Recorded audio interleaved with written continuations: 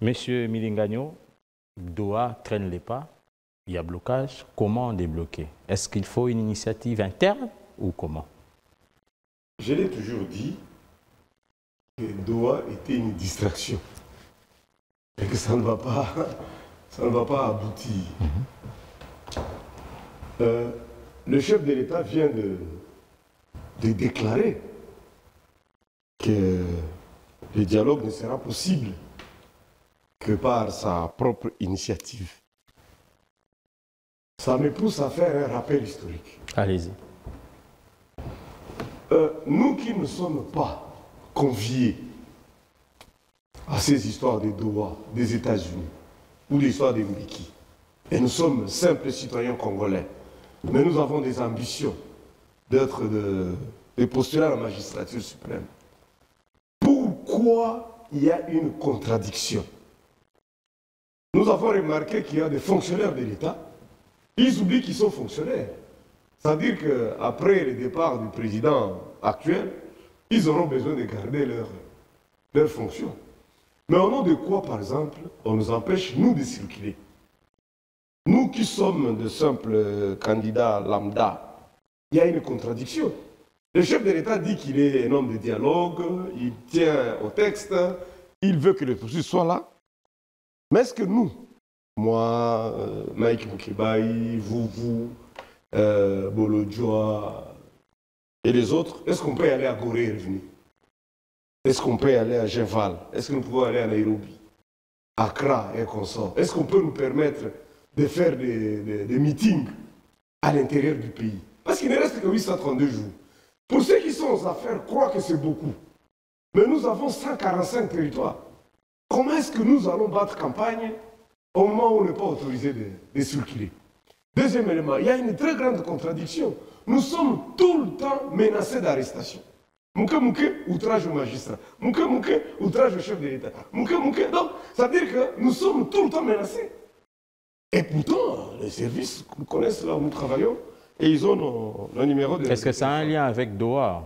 Je t'ai dit que Doha, c'est un groupe, ça concerne que l'Union sacrée et Nanga. C'est une distraction de deux. Si aujourd'hui nous décrétons que nous devons aller aux élections, on nous laisse la libre circulation, même Nanga sera obligé d'arrêter parce qu'il doit battre campagne d'aller à l'Équateur. Et justement, je l'ai dit, on l'a dit dans ce texte, dans le dossier que nous venons de suivre, c'est la population qui en pâtit par rapport à toutes ces guerres-là, parce que sur terrain, les bruits des bottes continuent à régner en maître. La solution viendra d'où? Si ça ne viendra pas de Doha ni de Washington? Ça va venir de l'intellectuel congolais, c'est ce que j'ai dit à l'introduction. Nous, comme intellectuels, juristes, politologues, internationalistes, économistes, pourquoi on ne peut pas appliquer les textes?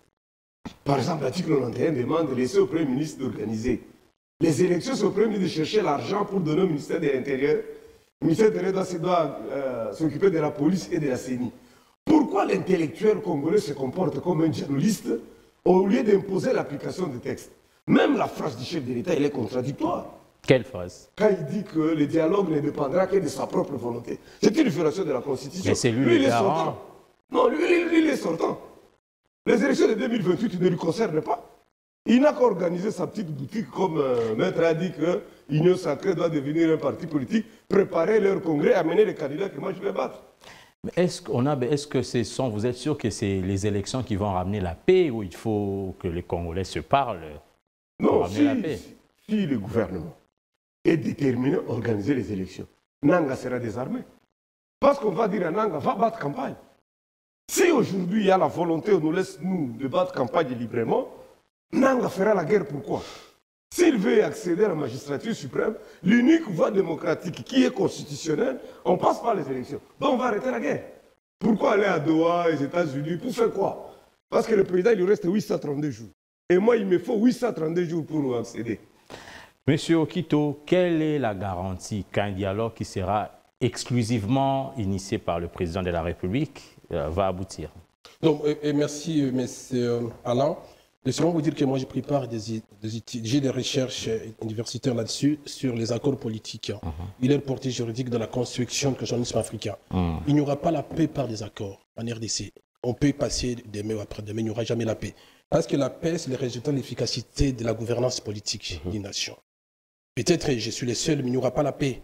Il n'y aura pas jamais la paix. Il peut y avoir des arrangements entre les parties prenantes au conflit, entre le gouvernement, Nanga et consorts, ils vont se partager, on fait ça. C'est là où je demande à notre président, parce que c'est qu'il dit c'est un homme de paix. Donc la paix, ça se construit, ça se prépare et ça doit aussi s'entretenir. Si nous avons suivi au début, notre gouvernement, le président a qualifié le M23 au début comme des patents, des supplétifs, comme des non-congolais, des terroristes non-congolais.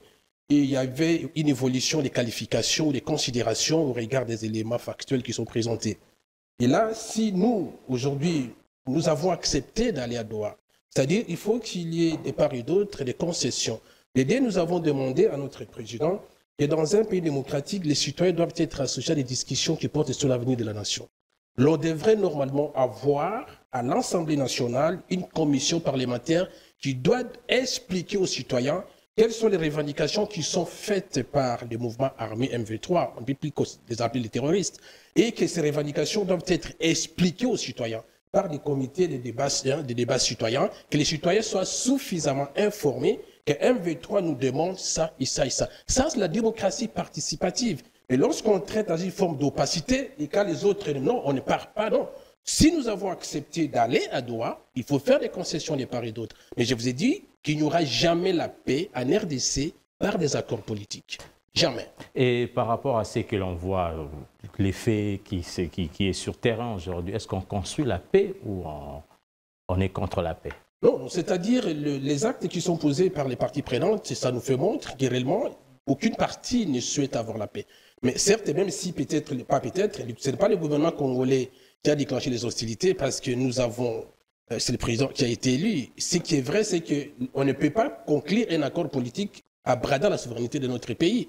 Mais c'est qu'il faut se poser la question, les questions, pourquoi la RDC serait parmi les pays qui a connu plusieurs épisodes de guerre civile en RDC. 60 à 65, il y avait la guerre après la mort de Lubumba. Si vous prenez 98-98 avec l'AFDEL, 98 à 2003, c'est-à-dire chaque fois nous passons des accords et nous pensons qu'à conclure des accords qu'on n'aura pas la paix. La paix ne sera pas... Alors, comment retrouver la paix? C'est-à-dire il faut avoir des institutions au service de l'intérêt général. Il faut avoir une gouvernance politique responsable qui établit des règles qui sont respectées par tout le monde. Il ne faut pas faire de la gouvernance politique une circonstance pour imposer la vision monolithique des normes. Si nous avons des institutions au service de l'intérêt général, nous aurons la paix définitive. Parce que c'est l'État qui doit nous garantir la paix sur le territoire national. Mais si l'État est aujourd'hui, pas aujourd'hui, parce que nous savons très bien que le président lui-même a trouvé, il a déclaré qu'il n'a coutumbo Kaisa Kukufa. C'est-à-dire il a hérité d'un pouvoir qui était soit affaibli, soit absent, soit en état de composition. Il devrait normalement multiplier les stratégies, les efforts pour garantir le fonctionnement régulier de l'État.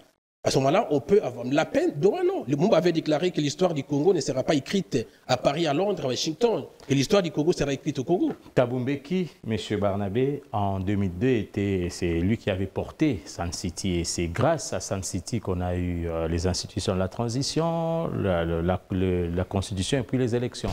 Aujourd'hui, si les gendarmes internationaux, les États-Unis en l'occurrence, mettaient la pression, est-ce qu'il pourrait y avoir un changement? Non, il n'y aura pas de changement. Thabo Mbeki a eu des résultats parce que c'était la volonté de Joseph Kabila. Si, et seulement si, le président de la République peut désigner n'importe qui. Nous l'avons vu quand il a amené Kagame au stade. Les gens ont dit, bon, ok, on peut traiter aussi avec Kagame. Le chef de l'État Tshisekedi ne veut pas de Mbeki. Tout ce que Mbeki fait, ça ne va pas aboutir. La preuve, on n'a pas laissé les gens à l'aéroport aller chez Mbeki. Parce que je reviens encore sur le comportement des fonctionnaires de l'État. Si tu leur poses la question, qui leur a donné l'ordre d'empêcher aux gens d'aller en Afrique du Sud? Peut-être il n'y a pas cet ordre-là. Donc, nous sommes un peu trop, nous les intellectuels congolais, derrière les individus. C'est un effort que nous, quand nous serons aux affaires, nous allons relier plus l'intelligence. J'apprécie beaucoup Maître. Je l'ai suivi piloter le procès de Constant. Mais vous savez que lui, il est de la culture française. Ici, chez nous, les avocats sont comme les corbières. Hein? Ils vous accompagnent au cimetière et vous abandonnent. Julien Moutambaye est seul. Non, tout est volonté des animateurs. Or, nous venons pour que désormais, ce soit les textes, ce soit les institutions qui pilotent et non la volonté des individus. Si le chef de l'État désignait n'importe qui, je l'ai même dit, même s'il peut désigner Tata Honda, ou il peut désigner Denis Lessi, il y aura dialogue. Mais il avait désigné son conseil spécial. Ebérand, mais là, c'était des consultations politiques. Avant la formation du gouvernement. C'était un petit conseiller. Comment il doit consulter? Conseil spécial. Écoutez, c'est un conseiller. Il ne peut pas consulter le candidat président. C'est un petit conseiller. Il a consulté les gens de son rang. Et le présidentiable, il va le consulter comment? Mais tandis que chez les prêtres, nous confessons nous tous chez eux. Tu vois la différence? La nuance avec le père spirituel, c'est que nous tous, nous confessons chez eux. Un conseiller reste un conseiller. Il est nommé par une ordonnance, il répond. Monsieur Okito, nous confessons chez les prêtres, les pasteurs, mais malheureusement, la plupart des enseignements que nous recevons d'eux, nous ne mettons pas en pratique. Ah bon? Ça veut dire que on nous empêche de voler, mais nous continuons à voler. Ah oui. C'est dans les prédicants, on nous empêche de tuer, mais, mais au moins on dit que nous sommes, nous sommes fiers, nous respectons les... Ce n'est pas un seul dialogue, il nous en faut au moins deux. Le premier dialogue, c'est avec FCC Cash, en dehors du Congo. FCC Cash, ou AFC M23. Ouais. AFC M23. Ok, merci. C'est un premier dialogue, c'est-à-dire avec le mouvement armé. Premier dialogue, Doha, on fait des accords, parce qu'en Afrique, il n'y a jamais eu d'accord sans partage du pouvoir.